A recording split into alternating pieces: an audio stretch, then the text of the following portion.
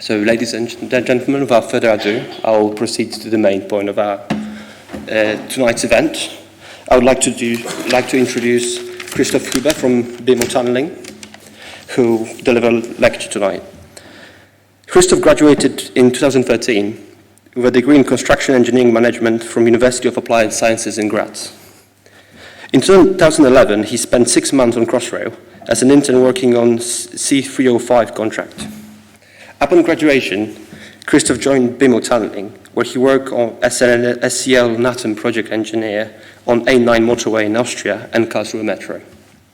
Since 2018, Christoph has been working as a SCL coordinator at Hinkley Point C. Christoph's presentation will focus on Christoph's experience during construction of Tunnel Karl-Friedrich-Strasse in Karlsruhe. The presentation will explore the challenges and innovative solutions associated with the application of NATM in hyperbaric atmosphere. The project posed a unique challenge with its shallow overburden and quaternary geological conditions. The excavation had to be carried in a hyperbaric atmosphere, which created special challenges for the application of wet mixed shotcrete. Ladies and gentlemen, I'm handing over to Christoph. Thank you much. Thank you, Wojciech. Good evening, everyone. It's great to be here. It's a pleasure for me that I can talk today about one of our last projects. As Wojciech already said, the main topic will be new Austrian tunneling method in a hyperbaric atmosphere. In 2010, Karlsruhe, a city in the southwest of Germany, decided that they want to move their inner city tram traffic into the underground. The reason was quite simple. During the day, and especially in the rush hour, in a city, in the main shopping street, one tram after the other was lining up and causing a traffic jam. So the city decided that in the main shopping street, which is along here, and also from the center south, that they want to move the tram traffic underneath of the surface level. Therefore, we built 6 underground stations in a cut-and-cover method. In total, 1.5 kilometer of ramp construction on the west, east, and south. A 2 kilometer long TBM drive with a slurry shield machine, and a 250 meter long section in NATM method. And this 250 meter will be the main focus of our tonight's lecture. So, what have been the key challenges to this project? First of all, we've been in the inner city. As the same here in London, you're quite restricted to the space on the surface level as well as to the settlements of the surrounding buildings. You can see here in the bottom of our picture our site setup. The yellow container were our site office, and this also marked the start of our tunnel. We went along 250 meters this street until we reached the next underground station in the back of the picture. Along our tunnel drive, we had 2 structures. One was a 200-year-old obelisk. This obelisk is also called the Constitution Column, and this is because the Constitution Court of Germany is situated in Karlsruhe. So it was quite an important structure for the city, and settlements have been restricted, and movement was not an option for this object. The second one was a 125-year-old sewer. As you can see, our tunnel went right underneath it with just a couple of 100 mil overburden from the crown. This old sewer was one of the main sewers of the city, so everything which would happen to this sewer would have caused huge problems, not only for the city, but also for us. As you can probably imagine, if you dig into one of the main sewers, it will be a little bit smelly. And the last, and probably the most important factor for choosing which method we used, was the factor that the complete tunnel was underneath of the groundwater level. And keeping all these factors in mind, we did some comparisons, and what we came up is that the best method to excavate this tunnel was within a hyperbaric atmosphere. On this picture, you can see the first of our 3 airlocks we had installed. This was the entrance to our tunnel, and every person who wanted to go inside of the tunnel had to go through this airlock. The airlock had 3 chambers, 2 small ones and a big one. And the big one had a capacity of up to 20 people at once. But how did we start with this project? So the site setup was quite limited. As I mentioned, we built first 6 underground stations, and you can see here the surface of the first station, and you see here in the bottom an opening in the ceiling. So everything on top was our logistics, so everything which came to our site had to be loaded and unloaded at this area. It was also storage facilities for our support items and also for the muck. You also can see here on the top our generators, which produced the air we needed in the tunnel. So as mentioned, everything needed to go in the tunnel, need to go through this big opening in the bottom. This included, of course, all of our machines, as you see here, our front loader and our excavator. If you're standing right underneath of this opening, a couple of meters below, you would have a view like this. It's a panoramic picture, so don't get confused. The wall on the left as well as this wall are in parallel. You also can see on the top our airlock, which we have seen earlier from the inside. Right underneath of this airlock for persons, we had the biggest airlock, which was the one for our machines and our support items. This whole structure you see here, this concrete, was our pressure chamber. So inside of this underground station, we built an in situ civil engineered pressure chamber to keep the pressure inside of our tunnel. And as I mentioned, we had 3 airlocks. The third one you can see back here. At least you can see the bottom opening where all our material, our muck, was coming out. So the material, the muck, on the inside of the chamber, we had this bucket. This bucket was loaded with the excavator, with material, traveled up these rails, tipped on the top, then a lid closed, the pressure got adjusted, and then the bottom doors opened and the material could fall out. And this was our mucking procedure for in there.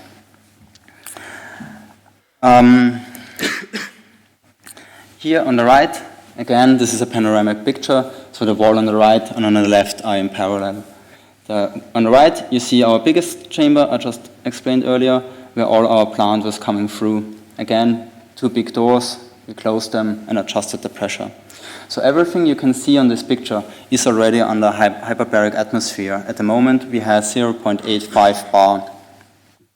And our drill rig is already started with the installation of our face support.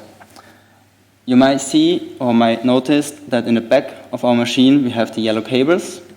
Those are the power supply, since we couldn't use any diesel generators or diesel machines down there.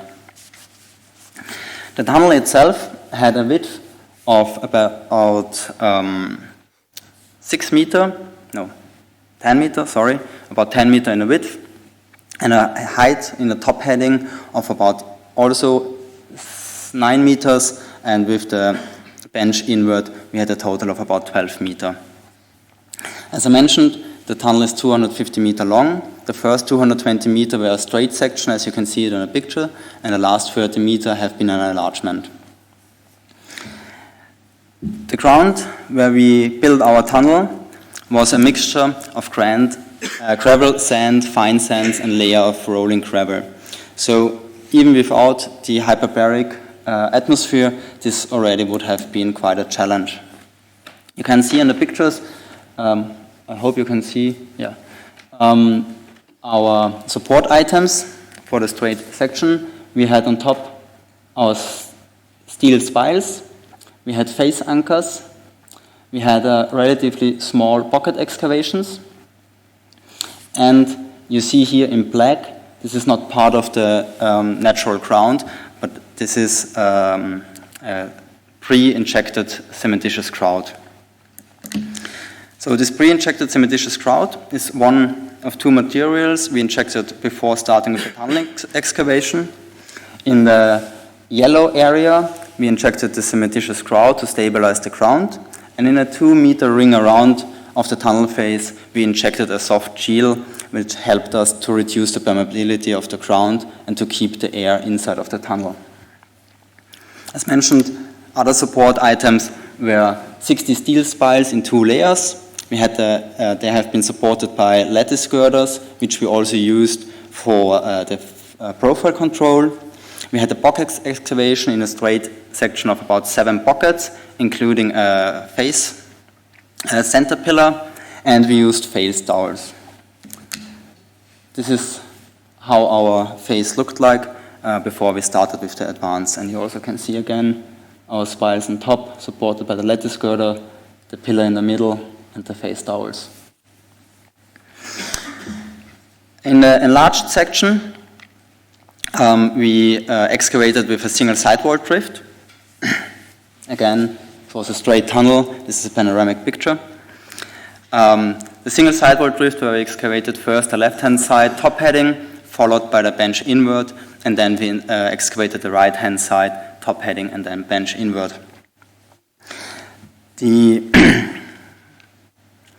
The enlarged section hasn't been supported by steel spiles, but we installed a pipe arch. We installed 2 pipe arches, the first one with 9.5 meter length and the second one with 19.5 meter length. Those pipe arches had been injected, most of them with the cementitious grout to support the ground, but some of them also with the soft gel. The reasons why we used this pipe arch, for one, was of course the support of the big span of the tunnel, as we had in this area about 18 meters. But also in this area where we're looking at the moment, there was this old sewer crossing our tunnel. So to support this sewer and also to reduce the air going out of our tunnel into the sewer, we injected the soft gel. So speaking about the air, we needed, of course, a lot of air, and we needed to continuously push air into the tunnel. So our air consumption, so we needed to calculate first the air consumption which we will need for the tunnel drive to set up our generators. The basic idea is not really complicated. You use your maximum of air pressure, you add your air losses, and then you come up with your compressor capacity. The air pressure itself is quite easy. You have your groundwater level and your deepest point of excavation, and this gives then your pressure. So with the top heading, we had a pressure of 0.85 bar and up to 1.2 bar when we excavated the invert. It was a little bit more tricky with the air losses, since, of course, the air pressure is something you can imagine. You know, you have a water level and this gives you the pressure. With the air loss, you can't really see where you're losing the air. You have your assumptions, and we found out that there is a way to see where you're losing your air. It was on a rainy day on the surface of your tarmac where we saw a lot of air bubbles. And especially in the beginning, this caused a lot of confusion, especially on the people living in the city, which were a little bit panicking in the beginning that some gases are coming out of the ground. But we could calm everyone down and saying, no, it's just the air which is coming out of the tunnel. The only time you should be worried if you don't see them anymore. So, what are the factors which are determining the air losses? For one, it's the air pressure. The more pressure you have, the more air you're losing. Also, the overburden and the geol-ogy of your ground. Also, a big part are utilities inside of the ground, as most of the utilities you should know in the ground, as we knew about this one, because this was one of the pipes we used for the pre-injection. But we also found from time to time some pipes and cables where we didn't know about, because it's an old city. Sometimes they forget where they're burying cables, or the construction companies just don't tell the city where they are. And those are, from a technical point of view, is a really risky situation, because if you find one of those pipes and you lose a lot of air instantly, it is one point, your air pressure drops and the water in the tunnel started to rise. So this event would be, we would have called this event a blowout, and is one of the biggest catastrophes we could imagine from the engineering part. Other factors determining the air loss would have been the speed and the phase of your excavation, as well as the amount of open areas. As you can imagine, if you have the whole tunnel, the whole face open at once, this would you would lose much more air as when you open these small pockets. Also, one point which is critical is the time when you put people or plant in and out of the tunnel, so the interventions. And you don't only lose air during this time, but this is also a time which is critical for the health and safety of our workforce. Those of you who've been in hyperbaric environments or who are scuba diving in the summer, they know that when you're under pressure, that your body is capable of storing more carbon dioxide in the blood. The problem with that is that when you're decompressing, the carbon dioxide, which is in your blood, is getting out too quickly. So just imagine a bottle of water with sparkling water. If you shake it, you have a pressure in there, and if you open it too quickly, it will flush out. And the same ish could happen with the carbon dioxide inside of your blood. And it could come out, if you wouldn't say lucky, but in the best cases, if something happens, it only will hurt because this carbon dioxide got stuck in your joints, in your elbows, and in your knees. But this also can happen in much worse areas in your body, like in the brain, and in a very worst case, it could also lead to death. So this phase of getting our people out of the tunnel was one of the riskiest operations we had, and we had about 30,000 individual people going in and out, and not one of them had any long-term injuries because of the hyperbaric environment. So we now know where we're losing our air, and we know how much pressure we need. So our engineers calculated that we will need about 100 cubic meter per minute. So 100 cubic meter, as I learned from a previous lecture in here, is if this room where we're sitting in here at the moment takes 70 minutes to be pushed into our tunnel. So every 70 minutes, we have the amount of air in this room pushed into our tunnel. That is what we calculated, that we're getting up to 1.25 bar of pressure in there on a maximum stage. You see here our diagram. On the vertical axis, you see the air usage of cubic meter per minute. And on the horizontal chainage, you see our tunnel meter, or tunnel chainage. And those 100 cubic meter per minute have been reached after 35 meters.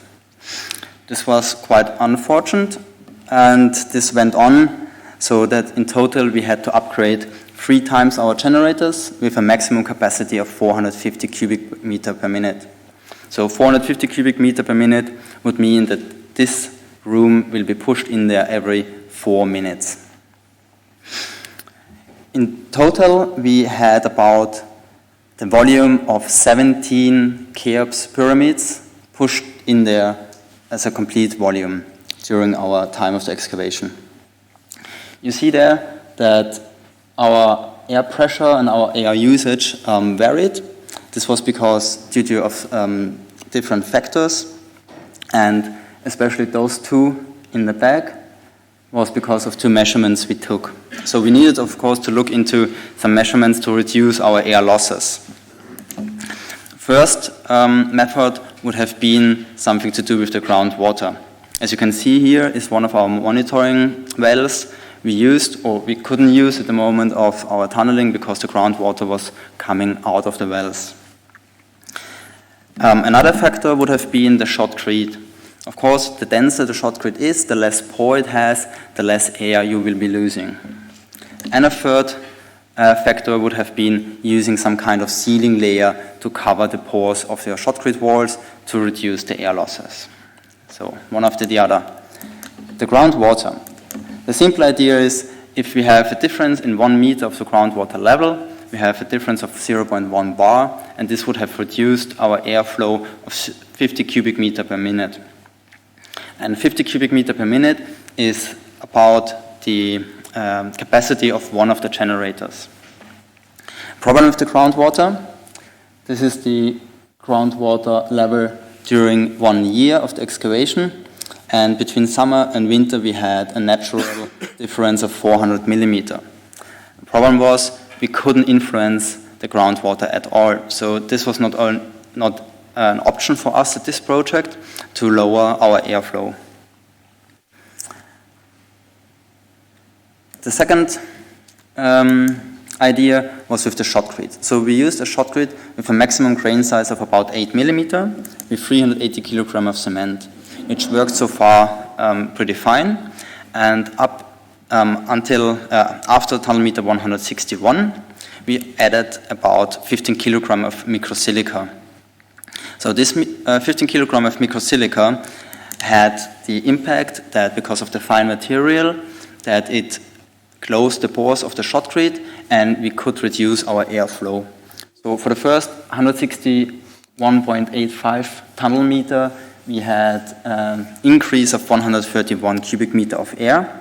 This equals to 0.81 cubic meter per minute per tunnel meter. So every tunnel meter more we excavated, we needed 0.81 cubic meter per minute more. And after we started adding the microsilica to the shotcrete, we only had a difference of 0.67 cubic meter.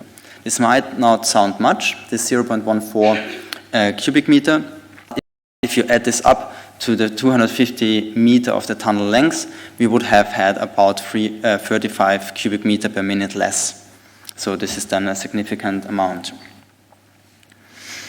But since we only did this after tunnel meter 161, we needed to find some other measurements to reduce our air losses. That is why we looked into some kind of a sealing layer. So the idea of the sealing layer is to close the pores on the surface. First of all, we tried to apply some water, some moisture to the shotcrete walls to close the pores. Works really good for the first couple of minutes until the pressure inside of the tunnel is pushing the water out through the shotcrete wall. The same mostly happened with curing compounds, which we tried to apply on our shotcrete walls. The problem is that the pressure inside of the tunnel is just pushing those liquids through the pores of the shotcrete. So the last which we came up with was the application of a plastic membrane. Most of you maybe know this membrane as a sprayable waterproofing, and this worked quite well. How did we determine which of these different methods worked best? We used the torrent permeability test. This is a non-destructive test method which we could use in situ. And the process is quite easy. You have this vacuum cell with 2 rings, the outer ring and the inner ring. Both rings are creating a vacuum, where the inner ring is the actual vacuum which is getting, where we're getting the results from, and the outer ring is just making sure that no air from the outside is coming into our testing area. So you applied this vacuum cell on a smooth surface. As you can see here on the right is still our natural shotcrete surface. So we smoothened this area here and applied the vacuum cell. You apply the vacuum, you get then a reading on your computer, and this is then showing you the permeability factor. And depending on this permeability factor, you then can relate to a quality class. And first we tried this on non-treated areas. meaning where we didn't do anything with the shotcrete, and also we tried it in the pressure chamber where we had the civil engineered good compacted concrete. So what we found is that actually the quality class of our shotcrete was not as bad. It was quite good, so the permeability was low. Then we tried it on an area where we had a crack, and also where we had installed our lattice girders or some other support items. And the problem in these areas when we tried it, we couldn't get any results. So we couldn't even create a vacuum there. And after applying the Mapelastic, it was possible for us to create some values, some readings on our device, on our testing device. And this is in the lower part. So on this Chainedge 120, where we tried it first on a crack and then with the Mapelastic on, we got some readings. And even though some of the readings have been very, very bad, there still have been readings, and very bad is still better than nothing. So this showed us that the application of the Mapelastic actually worked. So first of all, we applied the Mapelastic over our cracks along the tunnel until we decided that it's probably better to paint the whole tunnel in this greenish, bluish color. This not only looked nice in the tunnel with our lights, but also it worked quite well. It worked so well that during the start of the application until the end, our airflow reduced by 60 cubic meter per minute. And remember, one generator had a capacity of 50 cubic meter. So we could save the usage of one of our generators. And as we have seen on these tests that the compaction and the quality of the shotcrete is quite crucial, not only for the excavation, for the tunneling itself, but also for the permeability of the shotcrete. But we did have some problems with the shotcrete, especially in the beginning, as I want to show you on this short video. Hope this works. So this was one of our first advances where we tried to spray the pocket, one of the pocket excavations. And I hope this is visible for you that sometimes the shotcrete keeps falling down. So this is not the normal rebound we have, but there are actually bigger areas. And the more we sprayed onto the face, the more was falling off.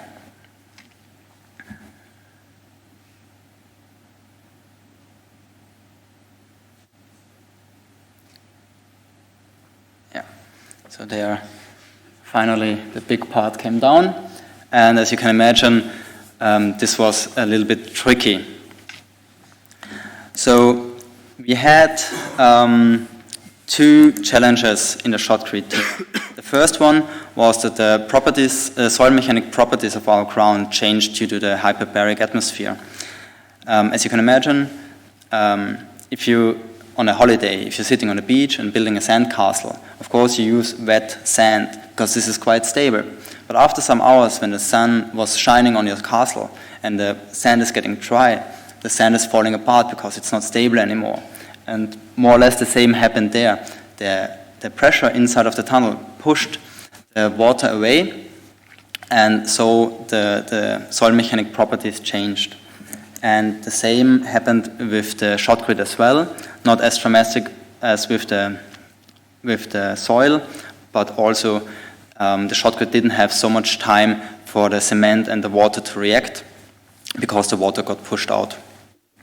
So we had some requirements for our shotcrete. First of all was the pumpability. Since concrete trucks couldn't drive in and out of our tunnels, we needed to pump our concrete down. And you see here our pump lines going in, up there, and up through the ceiling until to our surface level we saw in the beginning. And to avoid blockages, especially if you have a blockage and if you open it, you have always this pressure difference between the outside and the inside. And to avoid any problems there, we needed a shotcrete which have good pumpability. Another factor was the stickiness. This has also to do with the short clip I just showed you. This sandy material was not quite the best friend of the shotcrete when it comes to adhesion and to sticking on it. The resistance against air loss, which I already talked about. So normally we try to get a quite compact material there to get less pores. And the problem was that in this area of our enlargement, where the old sewer went over there, we needed to perforate our face because the vibrations, no, I'm out, sorry, because of the vibrations could have damaged the sewer. So we needed to perforate it first to reduce the vibrations and the noise. The last point, oh, there's one more, the high early age strength. So on our J-curves, not sure if you're all familiar with them. So the J-curves showing actually the first 24 hours of our shotcrete and how quick it can gain the strength. And what we looked into is being somewhere near of the J3 curve so that we can reach the 0.5 megapascal very quickly. This had to do with the factor that when we had one of the blowouts, or also when we applied the shotcrete, that it would be able to support itself quite quickly. And the last, what we needed from our shotcrete is the fact that it had a long open time, about 10 hours. This was due to the factor that the batching plant was a little bit further away, which was in the night times not a problem because the delivery time was about 20 minutes. But especially during rush hour, it could take up to 3 hours that the shotcrete truck arrived on site. And we needed shotcrete on site 24 hours because in the case of a blowout that we can seal this immediately, and also the long excavation times because of the small buckets we had. Also, we had temperature difference from summer to winter of -9 to +38 degrees, which caused also a couple of troubles. For the application of the actual shotcrete, we had a strict guideline which our nozzleman had to follow. So first we started the application of a pre-moisturing. We didn't do this with normal water, but we applied the accelerator, which helped us that the surface got wet, which helped us with the soil mechanic properties, and also that once the shotcrete hit the face, that the first layer gained strength much more quickly, and everything which came beneath that or after that had more time that we could compact it properly. So after applying the pre-moisturing, we applied a layer of a preparatory mortar, and this preparatory mortar had a grain size of maximum 2 millimeter. The reasons for that is that this 8 mil we used in our actual shotcrete kinda had an impact on the sand, which was like a bullet. So we shot actually our face and destroyed the structure. And to minimize that and to minimize any disturbance in the ground, we used a much smaller grain size. But with the 2 millimeter grain size, we then had to add more water to our mix, which then led to an increase of our cement to 650 kilogram. We also added 50 kilogram of microsilica, so for a better density and for a better stickability, and also 2 kilogram of polypropylene fibers to increase the bonding of the shotcrete. After we applied this preparatory mortar, we installed our mesh and our support items, and then started with applying of the actual shotcrete in 30 millimeter layers. And between each of our layers, we needed to wait for 5 minutes. This was 5 minutes, gave us enough time that the shotcrete got this 0.5 megapascal and could support itself. And therefore, we minimized the falling down of the shotcrete areas as we saw on the video. The tunneling in a hyperbaric atmosphere is quite risky. So you've seen we have the risks of the blowouts, and we also have the risks of getting people in and out of our tunnels. But with a great team as we had it, those risks are quite good manageable. And we are happy to say that we didn't have any incident related to the hyperbaric atmosphere. And also all the other incidents we have had been minor incidents like slipping and tripping, which unfortunately happen on every project. So if someone would ask me, do you recommend tunneling in hyperbaric atmosphere or would you do it again? I would say yes, it's definitely a method which should be considered in specific areas where other methods would be too much of an effort to build up there.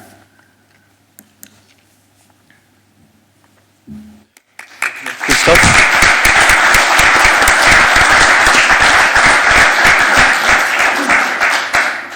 We have about 10-15 minutes for questions, so if anyone has a question, please state your name and affiliation.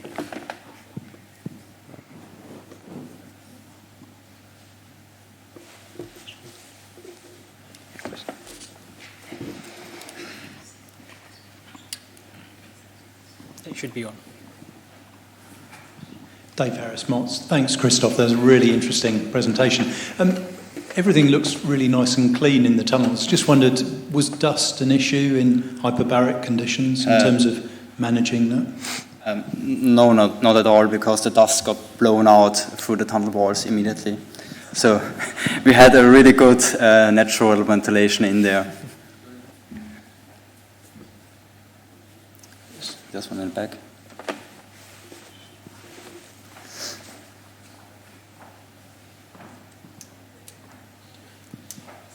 Christoph from Arup. Do you think there was any negative impact on the advance rates due to the setup?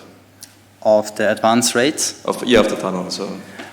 So because of the setup as we've been in the inner city or because of the hyperbaric? Because of the hyperbaric. Yeah, definitely, because as mentioned, the bigger you're opening parts of your face, the more air you're losing. So you have to keep this in mind that if you open a full face at once, if it would be possible to the because of the of your underground, of your ground conditions, if you could open the whole tunnel face, you would lose much more air. So you have to reduce your openings, the pocket excavation. So the reason why we choose the pocket excavation is not only because of the sandy gravel conditions, but also because of the hyperbaric environment. Thanks.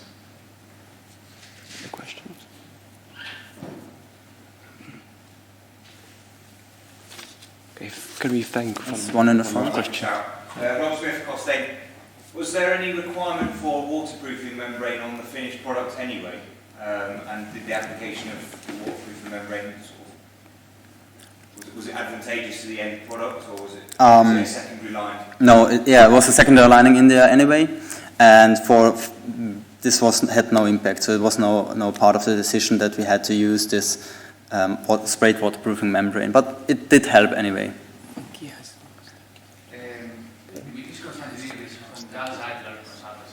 I'd like to ask you if you could say to us how did exactly the soil mechanics properties change, more specifically? So the question for those watching on the stream on how more specific the soil mechanic properties changed. I'm sorry I can't answer this question. I was one of the agents, had to do with the construction on site directly. There might be a possibility that our project manager from back there, Thomas, who is here as well, can answer these questions later in the bar. But at the moment, I'm sorry that I can't tell you more about that. Oh, maybe Thomas wants to answer it right now. Here in the front. No adhesion. To apply Shotcrete, so actually the face collapsed. Because if it's a wet, if the sand finds it, it's very wet, there's a lot of cohesion, it's easy. But if it's dry, there's no way to do that. What was the shift patterns? Were there any issues with the fatigue? Oh, yeah, our shift patterns. We had in total 6 shifts. 4 shifts have been on and 2 shifts have been home. 1 shift was had a maximum working time of 6 hours in the tunnel, and after the 6 hours we had 1.5 hour decompression with with the oxygen. A few more questions. Yeah, let's use the microphone so people online can hear us. Hello, Christoph. Andy Flowerday from Barhale. Just a question about when you passed under the sewer. Did you have to do any work, protection or strengthening works to the sewer beforehand? And secondly, what monitoring did you do within the sewer or on the structure itself? Okay, trying to answer as much as I can. So yeah, we had, of course, pre-hand works in the sewer, which were prepared and stiffened the sewer inside. And also, when we have been underneath of the sewer, we found out that the vibrations had been too high. So we monitored this with, in the sewer, we had monitoring points, some vibration monitoring points, and they told us also that the vibrations had been too high. So we stopped on one point and injected from inside of the tunnel underneath of the sewer to create a stiffer layer between the sewer and the tunnel. I hope that helps. Thank you. I would like to ask one more question. Can you use the microphone? Thanks. What was the maximum settlement observed? The allowable? I'm sorry? The allowable settlement? The maximum. So what has been from the contract side, we had maximum about 5 millimeter, I think, yeah. But we didn't have much the problem with the settlement, but more problems with the heave because of the pressure we put in here. We pushed everything a little bit up, and you actually could also see this on the surface. If you're like laying down, you could see on some points that the street was going a little bit up. How much heave was observed? Oh. Good question. Did we create a new mountain? Small, a couple of millimeter. Okay. 2, 3. a couple of millimeters. No, it was not too much, but it caused, of course, small damages, especially in the cellars around. Okay. But this is nothing too big. Hi, Adrian Harley from Hyperbaric Tunnelling and Medical Service and a BTS member for the Compressed Air Working Group. I've just got a quick question. What was the process that you took with regards to occupational health monitoring of your personnel within the environments? I know you mentioned earlier about not a lot of dust within the environments and your exposure to the personnel. So what was your monitoring process, and also how many days did the guys work under pressure at any given time? So with dust we hadn't had a big issue, as mentioned. The monitoring of the personnel was all the time together with one of our doctors. So we had one doctor all the time on site or on call off, which was near, and he checked on our personnel regularly. So once a year everyone had to go to the medicals. Inside monitoring we hadn't had any specifics due to of the compressed air. Of course we monitored the pressure in there, and we monitored the temperature and the moist. This was all within the generators, in the generator system monitoring, but nothing of any specific monitoring. Toby Roberts of WJ. My question is, did you have a problem with groundwater ingress when you turned off the hyperbaric pressure? No. Quite easy. So the hyperbaric worked quite well, so we hadn't any issues with getting water in. When we excavated the temporary inward, it was a little bit wet in the beginning because we tried to adjust the pressure just in a minimum, but then we adjusted it a little bit more, and then we had been fine again. There's one more question in the behind. Hi, Alan Skada from Langeroog. With so much face support and pocket excavation, what was your advance rate, and how long did it take for the 250 meters? Good question. It's also one which I can't answer anymore. It's 3 years ago. This is one of the informations I forgot. I can tell you it was an average 1.25 meter a day, and for this 250 meter you needed 1.5 years. So, yeah. Thanks. I just a SCLS question. Any further questions? So, shall we thank Christoph with a round of applause?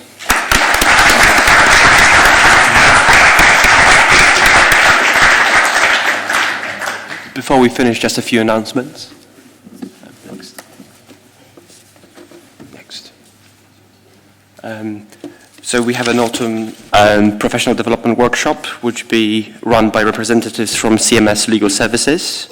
It will focus on different forms of construction contracts and resolution of disputes. Please contact Divik if you're interested in attending. Next. Our popular underground health and safety course returns in the end of November. The course focuses exclusively on the underground environment and is spread over 2 days with the intention to allow more time for discussion. If you're interested, please contact Rob Young from Bar Hill. And the last announcement is the National Tunneling Days happening on the 5th of December. We're currently organizing our media campaign and we'll have a strong presence on the social media, so please support us and like our news. So thank you for attending the lecture, but there's also one great announcement. So the drinks at the bar will be sponsored by BeMo Tunneling. And so yeah, thank you guys.